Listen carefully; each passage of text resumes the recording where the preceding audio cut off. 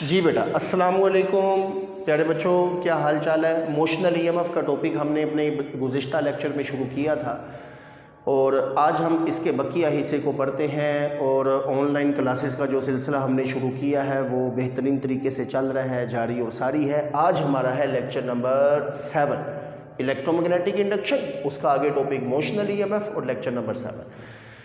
जब तक हम ये चैप्टर पढ़ते जाएंगे मैं तब तक आपको एक चीज़ बताता जाऊंगा कि जब भी मैग्नेटिक फ्लक्स चेंज होगा, मैग्नेटिक फ्लक्स की चेंजिंग की वजह से ईएमएफ इंड्यूस होगी। हमने ये चीज़ पढ़ी थी बेटा, हमने ये चीज़ पढ़ी थी कि जब हम कंडक्टर को इस राइट साइड वाली डायरेक्शन में मूव करवाते हैं तो इसका इस पूरे लूप का एरिया बढ़ता है। एरिया के चेंज होने से फ्लक्स चेंज होता है, इसमें एक ईएमएफ इंड्यूस होती है। और हमने उसकी रीज़न पढ़ ली है कि असल में होता क्या है, इस कंडक्टर के अंदर जो चार्जेस हैं उन चार्जेस पर मैग्नेटिक फोर्स लगती है जिससे वो सेपरेट हो जाते हैं। सारे पॉजिटिव ऊपर चले गए, सारे नेगेटिव नीचे आ गए, ऊपर पॉजिटिव टर्मिनल नीचे नेगेटिव टर्मिनल। ये जो कंडक्टर है, ये जो रॉड है, ये एक सोर्स के तौर पर एक्ट करती है, ये एक सेल के तौर पर एक्ट करती है, ये एक बैटरी बन जाती है और इसमें करंट की डायरेक्शन पॉजिटिव से नेगेटिव, ये एंटी क्लॉकवाइज डायरेक्शन में करंट है। ठीक है, अब यहाँ पर एक और चीज़ देखो बेटा, अगर बिलफर्ज मैं अपने कंडक्टर को इस डायरेक्शन में मूव करवाता, इधर नहीं, मैं अपने कंडक्टर को इस डायरेक्शन में मूव करवाता ऐसे, ठीक है जी। पहले तो कंडक्टर उधर जा रहा था ना, इस अब मैंने अपने कंडक्टर को इधर मूव करवाया। जब मैं अपने कंडक्टर को इधर मूव करवाऊंगा ये रॉड को, तो जाहिर बात है फिर वही चीज़ है, ये लूप है, ये लूप है ना, मेरा पूरा लूप है। इस लूप का एरिया कम होगा। जब इसका एरिया कम होगा तो एरिया के कम होने से इसमें से गुजरने वाली मैग्नेटिक फील्ड लाइंस कम हो जाएंगी।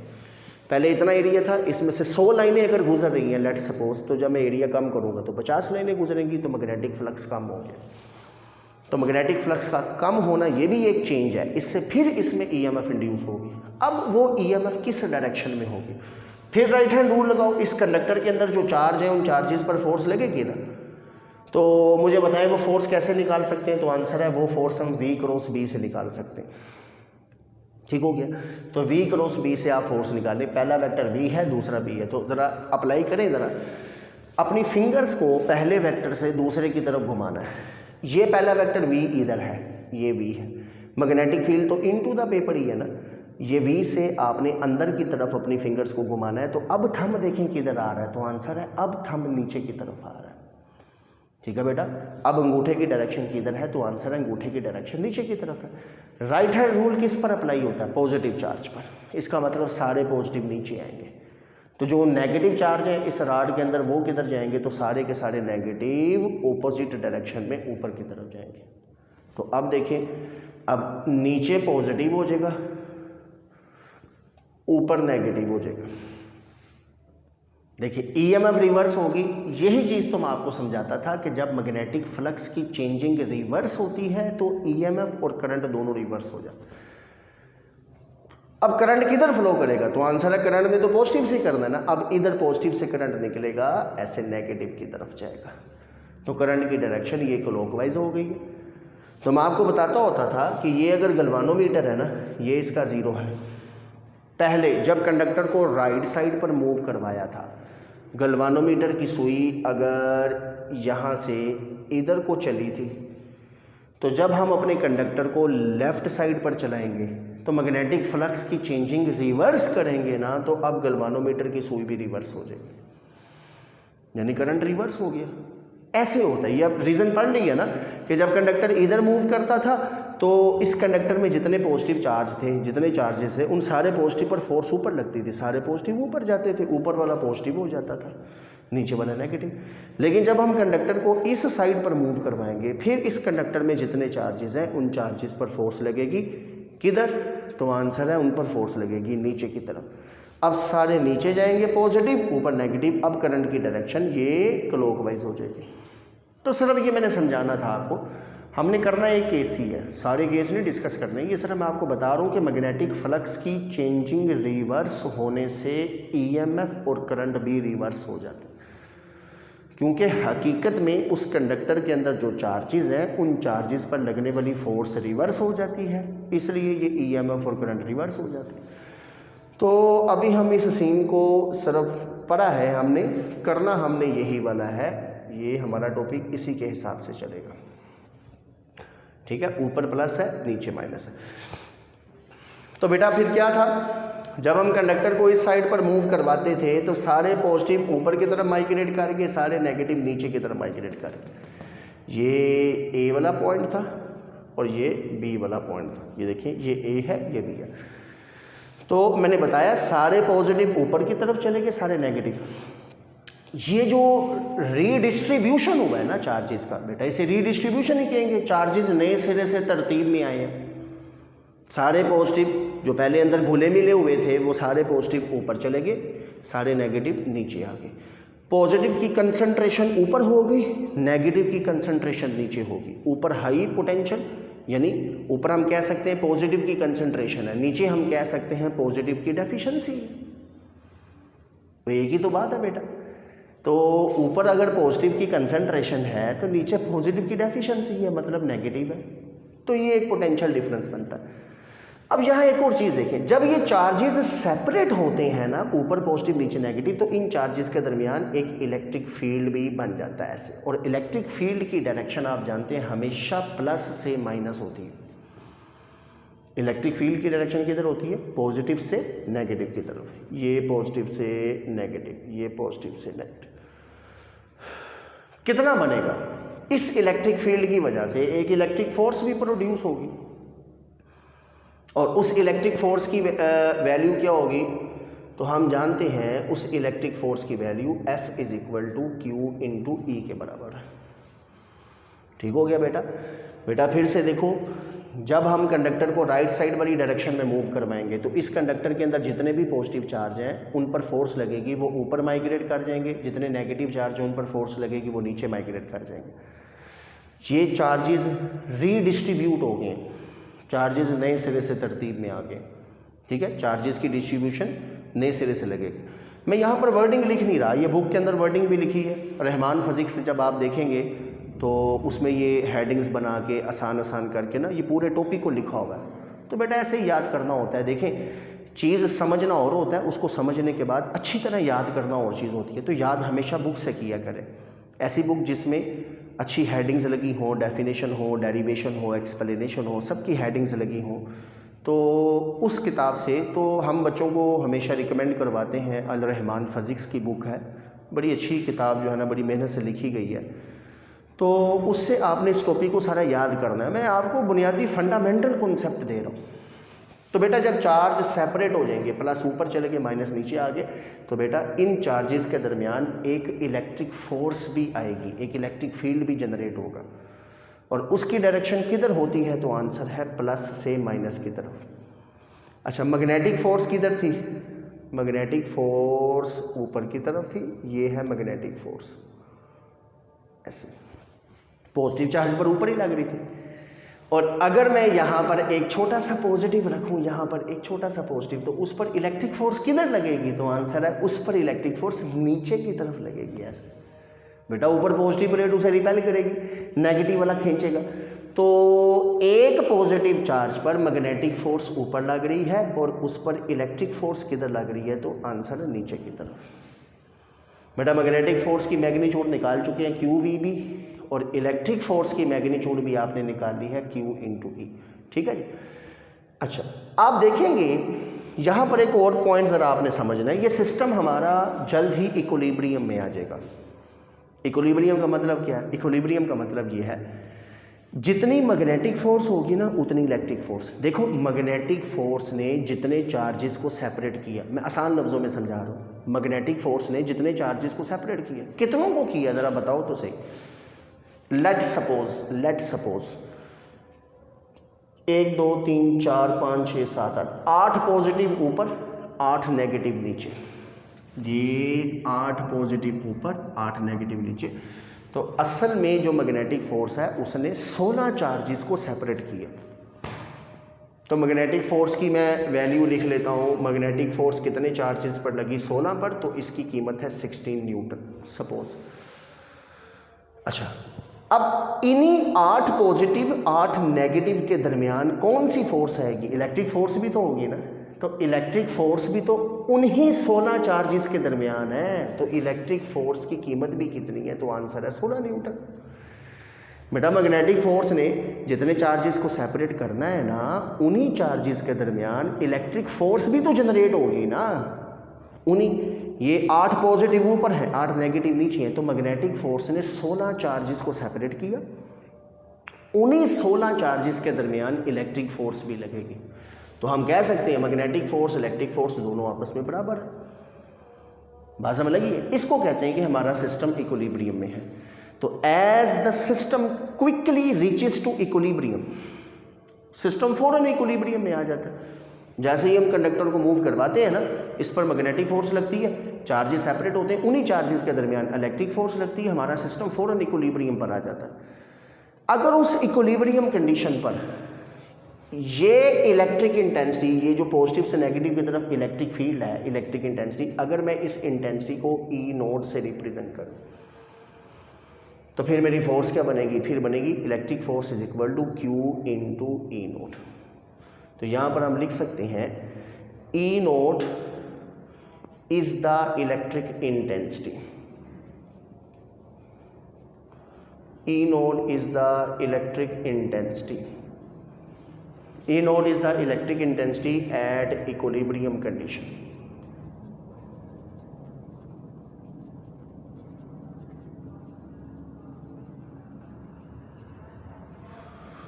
ठीक है, वैसे इलेक्ट्रिक इंटेंसिटी तो E होती है, E होती है खाली E, हमने E नोड ज़रा स्पेशल कर दिया क्योंकि ये E नोड वो इलेक्ट्रिक इंटेंसिटी है जो इक्विलिब्रियम कंडीशन में है।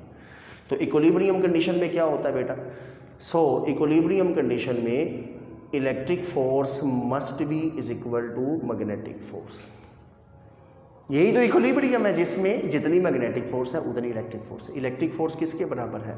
तो आंसर है q e node, magnetic force है q v B.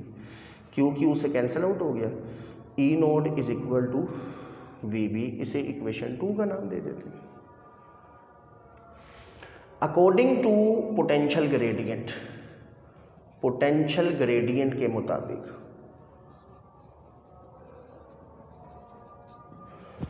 Electric intensity किसके बराबर होती है? Electric intensity is equal to negative potential gradient. Potential gradient क्या होता है? डेल्टा वी ओवर डी, यहाँ पर डी हम एल से रिप्रेजेंट करते हैं क्योंकि बेटा कंडक्टर की लेंथ एल है, चार्जेस के दरमियान डिस्टेंस कितना है? जितनी कंडक्टर की लेंथ होगी उतना ही डिस्टेंस है ना, तो ये डिस्टेंस हमारे पास कितना है? एल। ठीक है जी। अच्छा, अब तो E node is equal to, E node किसके बराबर आया? तो E node is equal to minus delta V divided by L. यहां से माइनस एल ऊपर ले जाओ तो फिर डेल्टा वी किसके बराबर आएगा? Delta V is equal to, ये ऊपर गया तो minus E node into L. ठीक है जी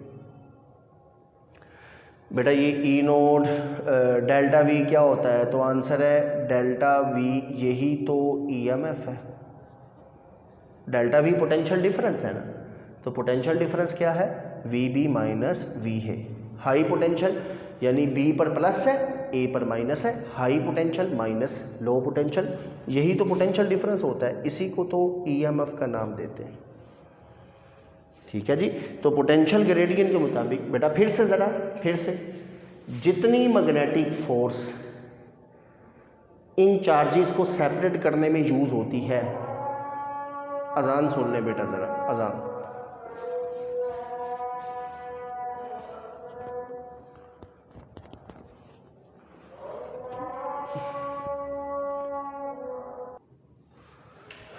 जी बेटा, तो डेल्टा वी असल में पोटेंशियल डिफरेंस है और इसी पोटेंशियल डिफरेंस को तो ईएमएफ कहते हैं। तो फिर हम लिख सकते हैं ये formula E is equal to minus E node into L R. बेटा ई नोड की वैल्यू पता है? बिल्कुल पता है। कहाँ है ई नोड? ये इक्वेशन 2 से ई नोड की वैल्यू पुट करो वी बी, तो put the value of e node. जी बेटा, ये मैं डेफिनेशन मिटा देता हूँ। हाँ जी, तो put the value of E note,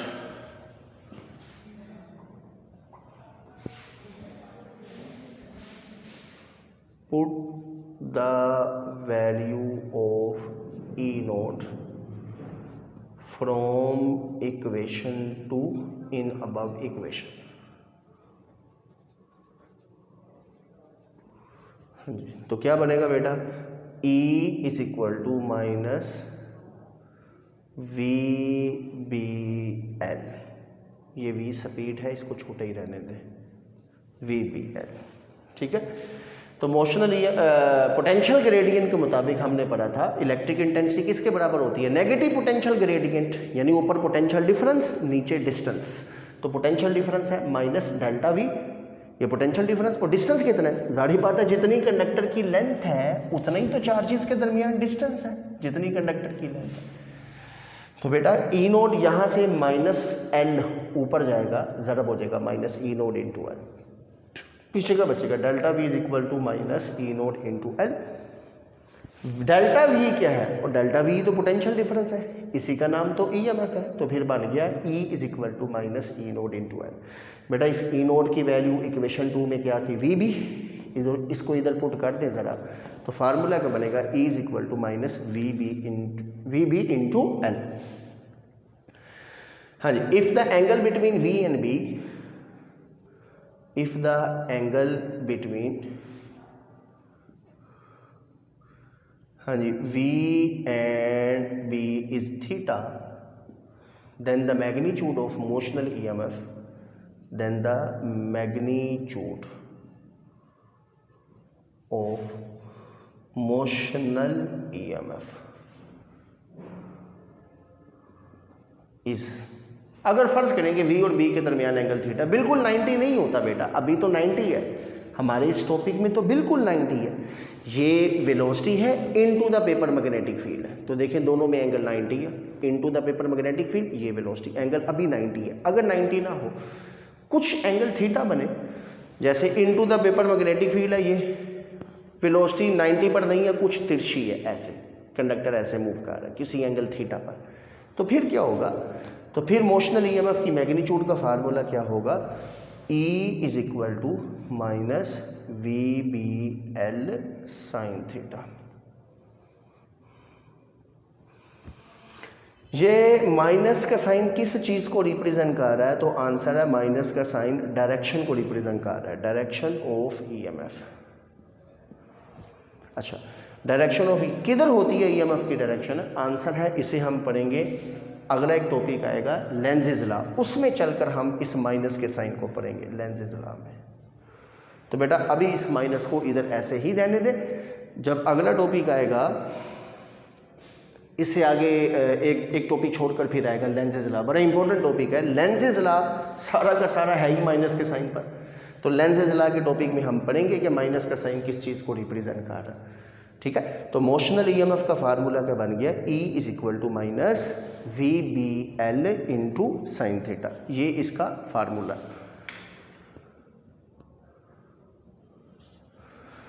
ठीक हो गया बेटा, तो ये इसकी डेरिवेशन है मोशनल ईएमएफ की। अच्छा, मोशनल ईएमएफ मैं दोबारा से ज़रा यहाँ से आपको बता दूँ कि जब कंडक्टर मैग्नेटिक फील्ड में मूव करता है ना, तो असल में वो कंडक्टर मूव नहीं करता, मोटी मोटी चीज़ें समरी के तौर पर बता रहा हूँ, अभी ये टॉपिक ख़त्म नहीं हुआ, अभी इसमें एक चंद चीज़ें और बड़ी इंपॉर्टेंट है, वो अगले लेक्चर में बताऊँगा। तो अभी मैं ज़रा थोड़ी सी चीज़ें रिवाइज कर देता हूँ। जब ये कंडक्टर मैग्नेटिक फील्ड में मूव करता है तो असल में ये कंडक्टर मूव नहीं करता, ये राड मूव नहीं करती, इस कंडक्टर में जो चार्जेस हैं वो चार्जेस मैग्नेटिक फील्ड में मूव करते हैं। तो जब चार्जेस मैग्नेटिक फील्ड में परपेंडिकुलर मूव करेंगे, उन पर मैग्नेटिक फोर्स लगेगी, और ठीक है, जिसका फार्मूला QV क्रॉस B होता है।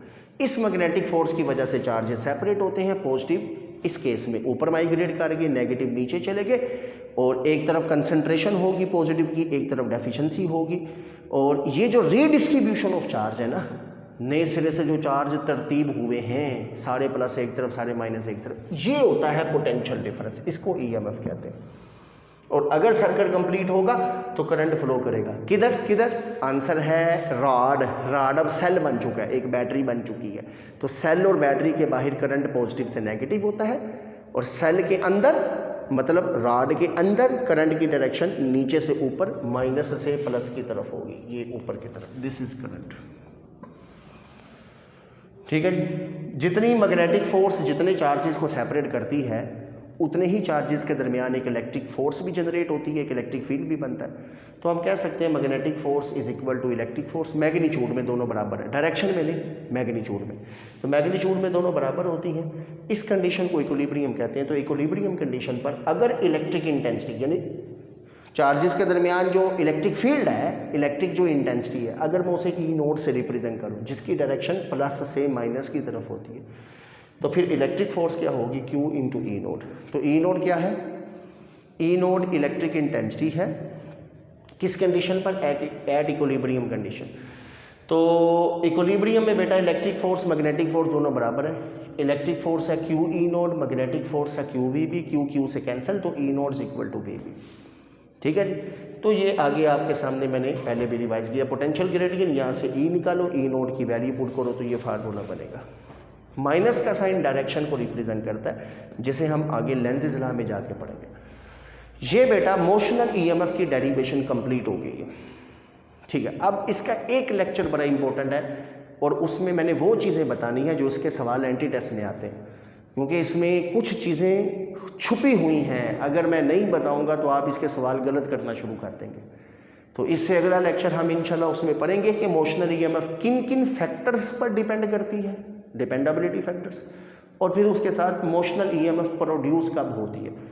नज़र तो आ रहा है साइन थीटा कि एंगल 90 होगा तो मैक्सिमम है। समटाइम्स ऐसा होता है कि V और B के दरमियान एंगल 90 भी हो जाए फिर भी ईएमएफ प्रोड्यूस नहीं होती। इसको हम इंशाल्लाह नेक्स्ट लेक्चर में सीखेंगे। ठीक है बेटा, बहुत शुक्रिया। अच्छी तरह इस टॉपिक को याद करना है, बार बार इसको सुनना है आपने। 2-3 दफ़ा सुने, आपको ये वीडियो मिलेगी तो आपने इसको 1 दफ़ा सुनना है, 2 दफ़ा, 3 दफ़ा। फिर भी अगर कोई चीज़ आपको समझ ना लगे तो जिस वक्त आप ये लेक्चर सुन रहे होंगे उस वक्त टीचर भी वहाँ पर मौजूद होंगे। आप ऑनलाइन उनसे क्वेश्चन पूछ सकते हैं, हम उसके आंसर आपको देंगे। ठीक है जी। तो अपना ख्याल रखना है और इन लॉकडाउन के टाइमिंग जो टाइम आपको मिला है इसको ज़ाया नहीं करना, इसको अपनी स्टडी में यूज़ करना है। इंशाल्लाह इसी का आपको फ़ायदा, जो जितनी मेहनत करेगा उसको उसी का उतना ही फ़ायदा होगा।